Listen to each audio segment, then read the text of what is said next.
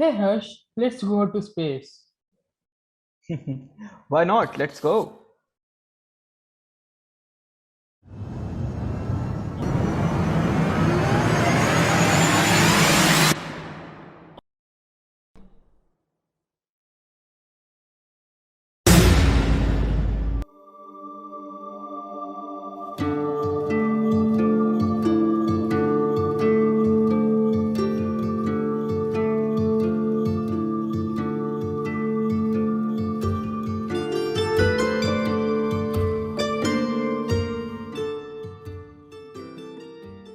Welcome back, guys. In this podcast, we will talk about today's hot topic private spaceflight and space tourism. For this, I am joined by my good friend Harsh. Hi Harsh. Hey Pratish.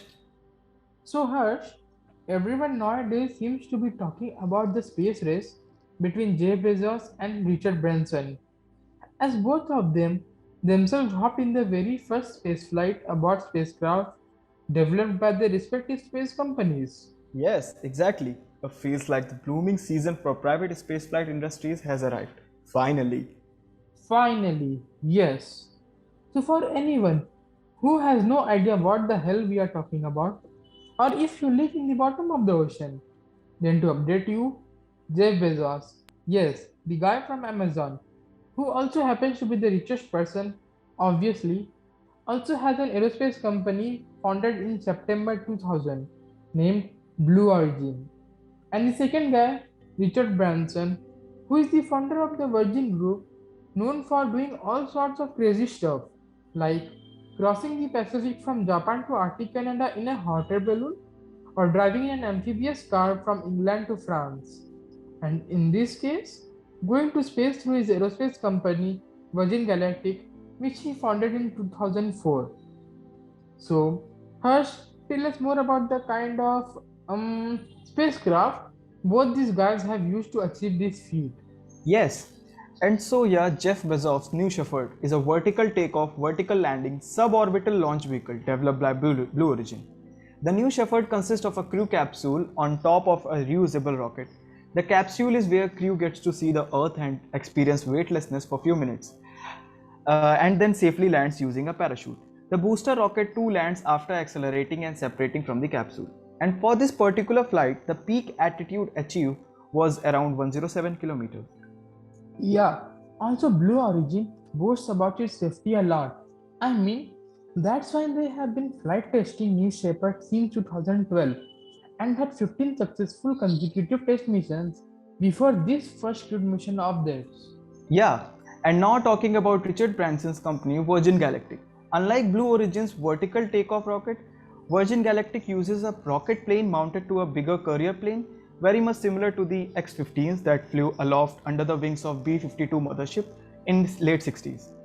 And Virgin Galactic's rocket plane is called Virgin Spaceship Unity or VSS Unity, and its carrier plane Virgin Mothership Eve or VMS Eve.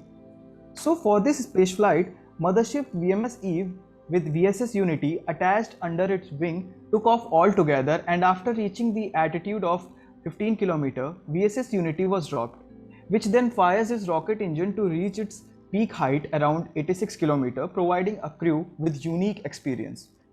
Fantastic! And a very interesting part about the Virgin Galactic's flight is that, unlike almost all, or I may say other than X-15s, no spaceflight launch, be it shuttle mission or any crewed rocket, is ever controlled by humans. Everything is automated. So, after X-15, this is only the second spacecraft with no autopilot and even no fly-by-wire technology to go to space. Yeah, props to these amazing pilots. Due to them, only these complex achievements such as these are possible. And just to add here, many of our listeners might be wondering that those astronauts we look up to, who go through the rigorous selections and training to become one, all the hard work they put into to go to the space, what is need for all that if normal civilians are doing without much of formal training, right? Yeah, exactly. So it turns out that there is a big difference between where space tourists are going and where astronauts go. Astronauts go to the orbit while space tourists go below that, that is suborbit. To easily understand difference between orbit and suborbit, we have to see the trajectory of both these flights. Like Blue Origin's New Shepard rocket launches more or so straight up perpendicular to the Earth's surface to reach the maximum height, barely crossing the Kármán line, which is at 100 kilometers, which is internationally agreed height from sea level to mark the edge of the space, and eventually fall backs down. On the other hand, orbital flight launches straight up but quickly follows a parabolic curve and moves almost horizontal to Earth, which speeds up to 8 times of New Shepard had at its peak. Moving at such a high speed, they achieve a sort of equilibrium force. The centripetal force due to the Earth gravity pulling it down is cancelled out by the outward force or centrifugal force due to the rocket's high tangential speed. And due to the really thin atmosphere at these heights, the atmospherical drag is pretty insignificant and the rocket stays in the free fall around the Earth until its deorbit. Yeah, also for example, ISS orbits the Earth at around 400 kilometers, and to reach there, you need a very capable rocket. I mean, the difference between orbital and suborbital flight is like the day and night, and there is simply no comparison between the both. Yeah, truly. So coming back to our topic, Pritish, where do you see all of this going?